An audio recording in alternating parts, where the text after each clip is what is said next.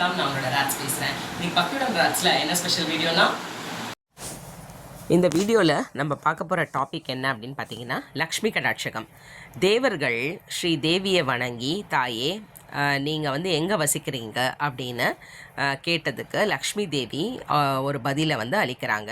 அவங்க என்ன சொல்கிறாங்க அப்படின்னா, தேவர்களே கேட்குறாங்க இல்லையா, நீங்கள் என்ன க்ரைட்டீரியா வச்சுட்டுருக்கீங்க, யார் யார் இடத்துல போய் தங்குவீங்க, எங்கே நீங்கள் வசிப்பீங்க, எந்த இடத்துல நீங்கள் இருப்பீங்க அப்படின்னு கேட்குறச்சு லக்ஷ்மி தேவி இவாளுக்கே டவுட் வருதுன்னா, அப்போது நம்மளை மாதிரி இருக்கிற நார்மல் பூலோகத்தில் இருக்க மனுஷாளுக்கு எவ்வளோ டவுட் வரும்னு நல்ல ஆழமாக சொன்ன விஷயந்தான் இது. நம்ம தெரிஞ்சுக்கணும். இது எந்த வீட்டில் காலையில் யாருமே நேர்த்தே எழுந்துண்டு, அதாவது எக்ஸ்ட்ரா டைம்லாம் தூங்கிண்டு எப்போவுமே லேட்டாக எழுந்துண்டு அப்படிலாம் இல்லாமல், யார் வீட்லேயும் ரொம்ப நேரத்தை எழுந்துட்டு சீக்கிரமாக ஏர்லி ரைசராக சீக்கிரம் எழுந்துட்டு குளிச்சுட்டு சுவாமிக்கு ஒரு விளக்கேற்றிட்டு ஏதாவது ஒரு பூஜை பண்ணுறதோ பண்ணிவிட்டு நாமஸ்மரணம் செய்கிறாளோ, ஏர்லி மார்னிங் நாமஸ்மரணம் குளிச்சுட்டு பண்ணுறாளோ, அதை தவிர அந்த காலத்துலலாம் ஒரு பழக்கம் இருக்கும். என்னென்னா, எல்லோரும் என்ட்ரன்ஸில் இந்த சாணம் இருக்கும், மாட்டு சாணம், அதை கரைச்சிட்டு மொழிகிட்டு அதை ஆற்று வாசலில் தெளிச்சுட்டு அதுக்கப்புறம் கொஞ்சம் காஞ்சோன்னே அங்கே பெரிய பெரிய கோலம் போட்டு தீபம் ஏற்றி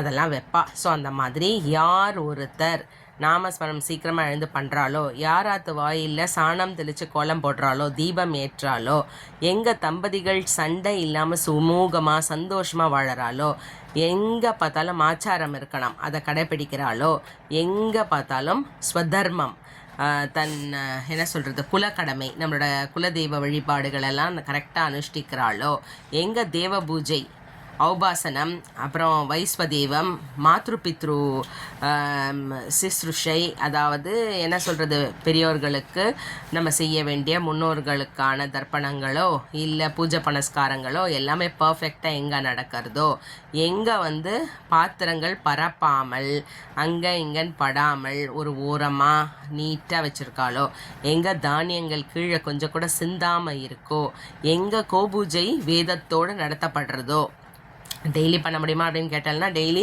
கோமாதாக்கு அட்லீஸ்ட் பன்னீர் கழிச்ச சந்தனம் விபூதி இட்டுட்டு தூப தீபம் காமிச்சிட்டு அதுக்கப்புறம் நீங்கள் விளக்கேற்றி நமஸ்காரம் பண்ணலாம். அது பண்ணினாலே பெரிய விஷயம். அதை தவிர ஆற்றுல கூட நீங்கள் வேதத்தை ஓட விடலாம், கேட்கலாம் காதில். ஸோ கோபூஜை வேதத்தோடு நடத்தப்படுறதோ அந்த இடத்துலலாம் நான் இருப்பேன் அப்படின்னு சொல்கிறா. அதாவது கோபூஜை வேதத்தோடு நடத்துகிற இடத்துல கண்டிப்பாக மகாலட்சுமி வாசம் செய்வாள், அங்கே தங்கியிருப்பாள். அதுதான் நான் ஏற்கனவே சொன்ன மாதிரி கோபூஜை சிம்பிளாக கூட நீங்கள் ஆற்றுல டெய்லி பண்ணிக்கலாம். இல்லை வெள்ளிக்கிழமை பண்ணால் போகிறோம், இல்லை கோபூஜைக்கான நாள் வரும்பொழுது அப்போயாவது பண்ணணும், எப்போ உங்களுக்கு சௌரியப்படுறதோ நீங்கள் பண்ணலாம். அந்த மாதிரி கண்டிப்பாக பண்ணிகிட்டே வந்தால் லக்ஷ்மி தேவி நம்ம ஆற்றுல தங்குவாள். சரி, யாரிடம் லக்ஷ்மி தங்க மாட்டாள் அப்படின்னா, இந்த கலகம் பண்ணின்னு இருக்கிறது, இங்கே இருக்கிறத அங்கே சொல்கிறது, அங்கே இருக்கிறத இங்கே சொல்கிறது, குடும்பத்தை பிரிக்கிறது, அப்புறம் ரொம்ப குரோதமாக கோபமாக மனசை ஒரு மாதிரி அடுத்தவாளை செய்கிறாமல் சங்கடப்படுத்துகிற மாதிரி பேசுறது, அடுத்தவாளை கஷ்டப்படுத்துறது, பொய் சொல்கிறது, சந்தியா காலத்தில் உட்காந்து சாப்பிட்றது, தலைமுடி 6 மணிக்கு வாடுறது, இந்த கறி எலும்பு அது இதெல்லாம் யாரான போட்டு வச்சு அதெல்லாம் காலில் மிதிப்பட்டுண்டு ஆற்றுக்குள்ளே அப்படியே அலம்பாமல் வருது.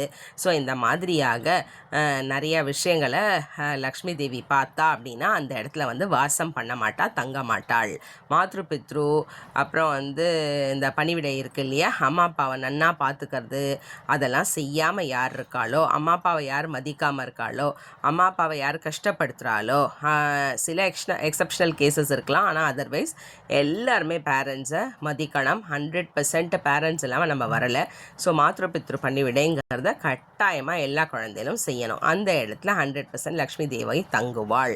அப்புறம் சில பேருக்கு ஒரு சில புத்தி இருக்கும், என்னென்னா கோவம் வந்துடுது அப்படின்னா நகத்தை பல்லால் கடிக்கிறது, அப்புறம் டென்ஷன் ஆகிட்டா கடிக்கிறது, ஏதாவது ஒன்றுனா நகத்தில் பல்லால் கடிக்கிறவா, அப்புறம் இந்த ஸ்வகர்மாவை விட்டுட்டு அதை செய்யாமல் அப்படியே விடுறவா, இந்த மாதிரி இடத்துலலாம் லக்ஷ்மி தேவி தங்கவே மாட்டாள்.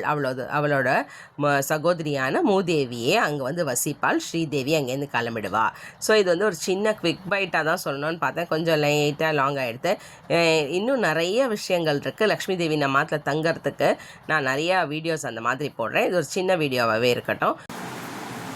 இந்த வீடியோ உங்களுக்கு பிடிச்சிருந்தா லைக் பண்ணுங்கள், ஷேர் பண்ணுங்கள், கமெண்ட் பண்ணுங்கள். நம்ம சேனலை சப்ஸ்கிரைப் பண்ணி வச்சுக்கோங்க. இமீடியட் அப்டேட்ஸ்க்கு மறக்காமல் பெல் ஐக்கான் கிளிக் பண்ணுங்கள். அப்போ தான் நோட்டிஃபிகேஷன் வரும். See you, bye, tata, take care.